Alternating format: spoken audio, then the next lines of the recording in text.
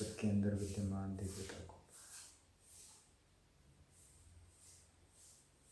आज हम जानेंगे सगुण उपासना क्या होती है। सगुण यानी गुण से युक्त। गुण अर्थात क्या होता है? गुण अर्थात हमारे अंदर 3 गुण होते हैं, सत्व, रजस और तमस। सात्विक गुण होता है जो प्रकाशमय होता है, ज्ञान युक्त होता है। रजस होता है जो चंचलमय होता है, और तमस यानी जो भारीपन से या अंधकार से जुड़ा हुआ होता है। ये इन तीनों से युक्त जो भी वस्तु हो उसे हम गुण युक्त कहते हैं, इसे हम सगुण कहते हैं। और जब हम सगुण उपासना की बात करते हैं तो आजकल विद्यमान विद्याओं में हम किसी देवता की पूजा जो मनुष्य के रूप में हो, किसी पशु के रूप में हो या किसी अन्य रूप में हो, उनकी पूजा, अभिषेक आदि करना, आरती करना, यह होता है। अभी हम सच में जानेंगे कि सगुण उपासना क्या होती है।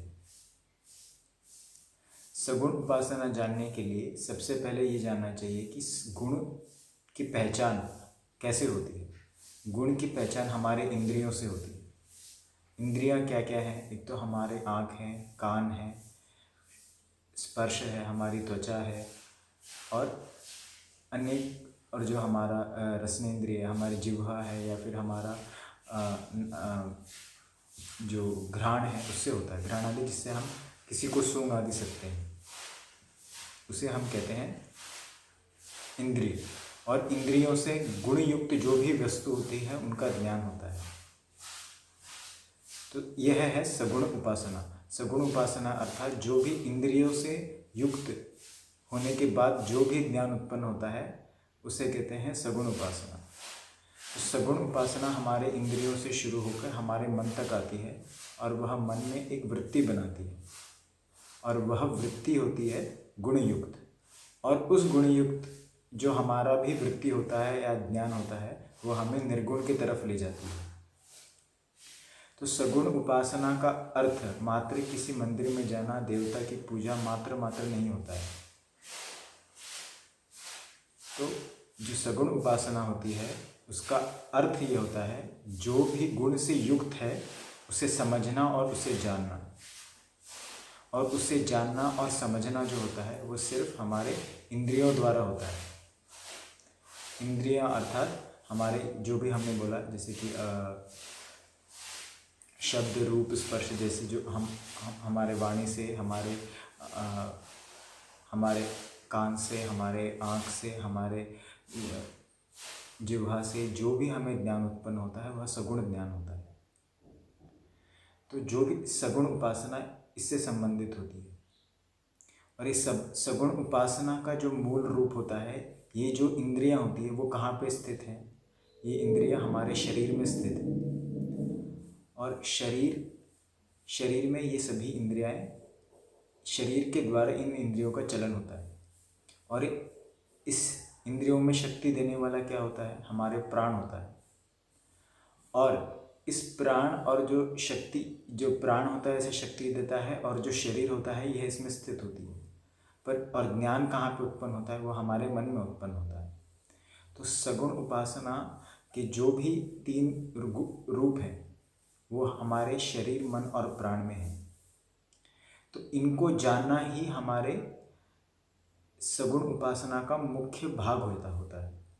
सगुण उपासना मात्र देवता या पूजा अर्चन से नहीं होता है। पूजा अर्चन किसी देवता का, किसी शक्ति विशेष का इसलिए किया जाता है क्योंकि वह हमारे आंतरिक अंदर में स्थित शक्ति का एक बाहरी प्रोजेक्शन है या बाहरी रूप है। तो जब हम उस बाहरी रूप का जब हम पूजा अर्चा आदि करते हैं या उसके प्रति हमारी भक्ति उत्पन्न होती है, तो वही भक्ति हम हमारे मन के अंदर, हमारे शरीर के अंदर और हम हमारे प्राण के अंदर उत्पन्न करने की कोशिश करते हैं। क्योंकि इन तीनों के द्वारा ज्ञान, सगुण रूपक ज्ञान जो है वो उत्पन्न नहीं हो सकता है। क्योंकि सगुण रूपक ज्ञान उत्पन्न होने के लिए हमारे पास इंद्रियां होनी चाहिए, और इंद्रियां हमारे शरीर में स्थित हैं, और उन शरीर में स्थित इंद्रियों को शक्ति हमारा प्राण देता है। और जब प्राण, वह शक्ति, और जब जो स्थित इंद्रियां हैं उसमें जो उत्पन्न ज्ञान होता है वह हमारे मन में उत्पन्न होता है। तो वही सगुण का ज्ञान जब हमें उत्पन्न होता है तो वह हमें निर्गुण की ओर ले जाता है, क्योंकि निर्गुण का जो ज्ञान होता है वो इंद्रियों से नहीं जाना जाता, उसका सिर्फ अनुभव मात्र होता है। तो इंद्रियों से इंद्रियातीत की जो यात्रा है वह सगुण उपासना के द्वारा होती है, जो हमारे शरीर, मन और प्राण में स्थित जो शक्तियाँ हैं उनको जानने से होती हैं।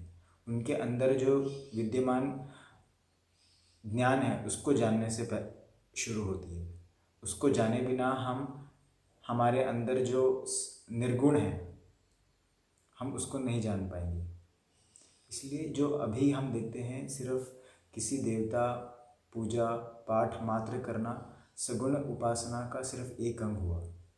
उस अंग को जानने के बाद हमें हमारे अंदर जो गुण रूप है उसको जानना बहुत ज़रूरी है, और वही गुण रूप है हमारा शरीर, मन, प्राण। ये तो जब हम हमारी साधना कर रहे हैं, और जब हम किसी व्यक्ति से बात करते हैं, जब समूह में हमारी क्रियाएं करते हैं, जब हम किसी के साथ वार्तालाप करते हैं, किसी दूसरे व्यक्ति के साथ हमारा संबंध होता है, तो वह भी एक सगुण उपासना होती है, क्योंकि आगे का व्यक्ति और हम गुणों से युक्त हैं। तो उसको जब तक हम उपासना नहीं बनाएंगे तो सगुण उपासना का पूर्ण जो रूप है हम नहीं समझ पाएंगे। सिर्फ हमारी उपासना तक ही वह सीमित रह जाएगा। हमें हमारी उपासना जो है विस्तारित करनी है। तो जब हमारे जीवन में वो सगुण उपासना नहीं उतरेगी तब तक हम सगुण उपासना का पूर्ण रूप नहीं जान पाएंगे। तो सगुण उपासना जानने के लिए उपासना के बाद जो भी हमारा दैनंदिन जो भी हमारे संपर्क हो रहे हैं किसी भी इंद्रियों द्वारा, मन के द्वारा हो या वाक के द्वारा हो या बोलने के द्वारा हो या सुनने के द्वारा हो, तो तब हमें क्या करना चाहिए? हमें सतर्क रहना चाहिए। तभी जाके वहाँ भी एक सगुण उपासना हम बोध के द्वारा कर रहे हैं, कॉन्शियसनेस के द्वारा कर रहे हैं, नहीं तो वो अधूरी रह जाएगी। लोगों के साथ बात करना, काम करना, कर्म करना, यह भी एक सगुण उपासना का मुख्य अंग है। तो जब तक हम इसको नहीं जानेंगे तब तक हमारी सगुण उपासना अधूरी रह जाएगी, और जब तक हम सगुण उपासना को पूरा नहीं कर पाएंगे तब तक हम निर्गुण तक नहीं पहुंच पाएंगे।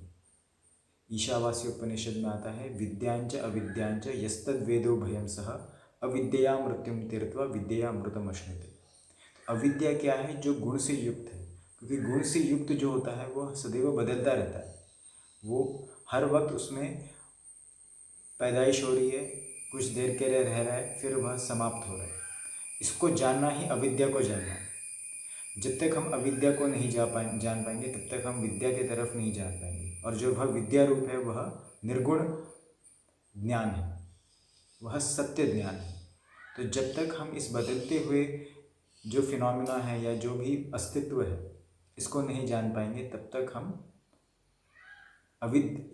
हम विद्या की तरफ नहीं जा पाएंगे।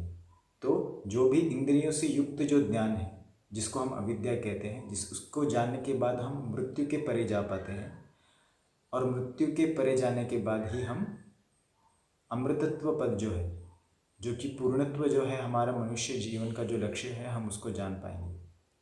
इसी को कहते हैं विद्या, और वही निर्गुण ज्ञान है जो कि शाश्वत ज्ञान है। उसको जानना ही मनुष्य जीवन का लक्ष्य है, इसको हम जानें।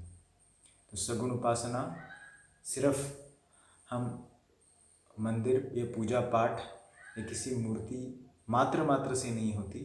हमारे जीवन में, हमारे शरीर में, हमारे प्राण में, हमारे मन में, हमारे व्यवहार में भी उतरना सगुण उपासना का मुख्य अंग हो जाता है। तो यह सब मिलाकर सगुण उपासना का एक पूर्ण रूप बनता है, और वही जो पूर्ण रूप होता है वह हमें सही आध्यात्मिक मार्ग पे ले जाने की जो शुरुआत है, पहली जो पग है, वो वहाँ से शुरुआत होती है। साथ में मिलके हम इस सगुण उपासना का रूप जाने, ऐसी प्रार्थना।